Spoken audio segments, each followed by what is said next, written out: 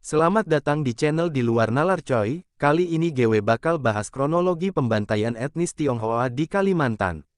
Langsung aja coy, dilansir dari Tirto It, pada akhir 1967 hingga beberapa bulan setelahnya menjadi masa-masa mencekam bagi warga keturunan Tionghoa di Kalimantan bagian utara dan barat. Terjadi pengusiran dan pembantaian massal.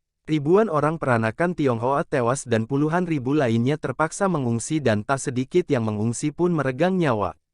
Jauh sebelum peristiwa kelam itu, sebelum wilayah yang dekat dengan perbatasan Malaysia ini tercemar aroma politik, warga Dayak dan kaum peranakan Tionghoa hidup damai dan berdampingan.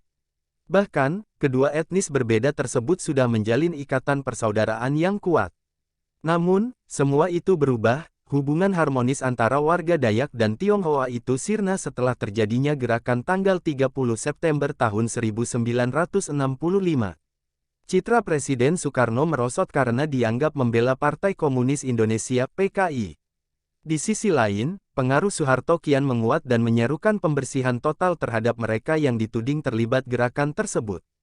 Gelombang politisasi yang panas di tingkat nasional akhirnya sampai juga ke Kalimantan bagian utara atau yang dulu masih termasuk wilayah Kalimantan Barat. Ini akhirnya berbuah peristiwa yang kelam dalam sejarah Indonesia, peristiwa pembantaian Mangkuk Merah.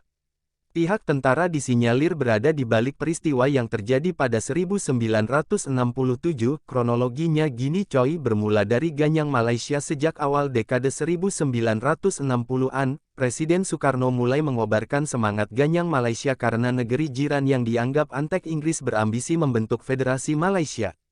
Sebagian besar warga Kalimantan Utara, terutama dari kalangan peranakan Tionghoa, yang tinggal di dekat perbatasan turut menolak keras rencana Federasi Malaysia. Presiden Soekarno kemudian mengirimkan salah seorang menteri negara di Kabinet Dwi Korai, Oei Chu Tat, ke perbatasan utara Kalimantan untuk menggalang kekuatan dalam rangka kampanye Ganyang Malaysia. Oei Chu Tat yang kebetulan juga keturunan Cina memperoleh sambutan meriah dari masyarakat setempat. Buah hasil kunjungan Oei Chu Tat maka dibentuklah Barisan Sukarela atas izin pemerintah pusat. Organisasi Barisan Sukarela banyak diminati warga. Pihak yang bergabung bukan saja warga Kalimantan Utara saja, melainkan pula para pemuda dari Singapura, Brunei Darussalam, bahkan dari Malaysia yang tidak setuju dengan rencana pembentukan Federasi Malaysia, seperti ditulis Oei Chu Tat dalam memoar Oei Chu Tat, Pembantu Presiden Soekarno, 1995-144. Barisan Sukarela atau gerilyawan yang dibentuk antara lain Pasukan Rakyat Kalimantan Utara PARAKU, yang dikombinasikan dengan Pasukan Gerilya Rakyat Sarawak PGRS pada 1964. Pasukan gabungan ini kemudian dikenal dengan sebutan PGRS PARAKU, yang anggotanya memang didominasi oleh orang-orang keturunan Tionghoa yang tinggal di negara-negara serumpun itu. Untuk persiapan menghadapi Malaysia, Angkatan Perang Indonesia mendirikan pangkalan militer utama di Kalimantan Barat. Wilayahnya antara lain Sambas, Bengkayang, Ledo, Sanggau Ledo, Putu Sibau, dan kota-kota perbatasan lainnya. Daerah-daerah itu dijadikan sebagai tempat berkumpulnya para sukarelawan. Beni G. Setiono dalam Tionghoa dalam Pusaran Politik 2008-836 memaparkan, para sukarelawan dilatih oleh instruktur militer Indonesia dan tinggal di kamp-kamp latihan di kawasan perbatasan Kalimantan Barat serta Kalimantan Utara. PGRS PARAKU tampaknya memang dipersiapkan khusus untuk perang melawan negara tetangga. Namun, kampanye kontra Malaysia pada akhirnya justru menguap. Memanasnya situasi dalam negeri Indonesia seiring terjadinya peristiwa G30S 1965 membuat Soekarno berada di ujung tanduk. Angin politik pun berganti arah. Kubu komunis yang semula bergerak leluasa menjadi terjepit dan mendapati masa-masa paling suram. Soeharto yang berhasil mengendalikan kuasa mengerahkan seluruh jejaring negara untuk mengganyang PKI sampai ke akar-akarnya. PGRS PARAKU pun kena imbasnya. Militer yang mulai meninggalkan Soekarno pun mendapat momen tepat, menggerakkan massa Dayak untuk membasmi PGRS PARAKU, termasuk ribuan peranakan Tionghoa yang sebenarnya tidak terkait atau bahkan tidak tahu menahu atas persoalan ini. Adu domba Dayak dan Tionghoa PGRS PARAKU yang sebelumnya dibentuk atas izin Soekarno, menyasar militer Indonesia lantaran terus diburu dengan tudingan pro-komunis. Pertengahan Juli tahun 1967, kaum gerilyawan menyerbu lapangan udara TNI AU di Singkawang dan Sanggau Ledo, Kalimantan Barat.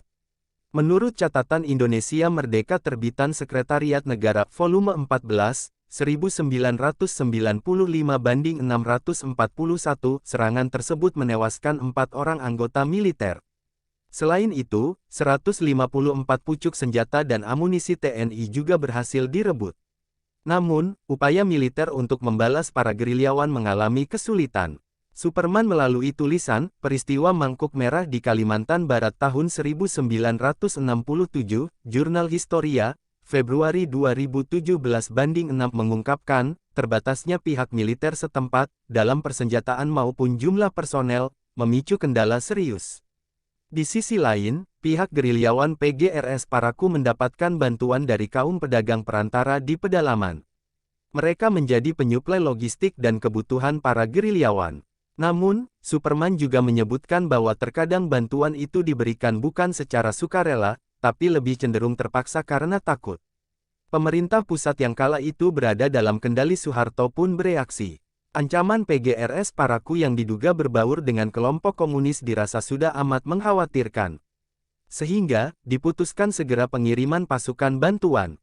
MD Laode dalam Politik 3 Wajah 2013/121 mencatat, setidaknya ada 9 kesatuan militer yang diperbantukan untuk membasmi PGRS Parakou dalam rangkaian operasi sapu bersih. Kondisi mulai mengarah kepada ancaman konflik SARA. Terjadi pembunuhan orang Dayak yang belum diketahui pelakunya di daerah Ledo, Seluas, Pahauman, Bengkayang, dan hampir di seluruh wilayah yang terdapat komunitas etnis Cina. Situasi ini, papar Superman 2017/7 dimanfaatkan oleh pihak militer untuk menjadikan PGRS Parakou sebagai tersangka pelaku pembunuhan. Aroma politisasi sangat kental dalam konflik di Kalimantan Barat dan Utara kala itu.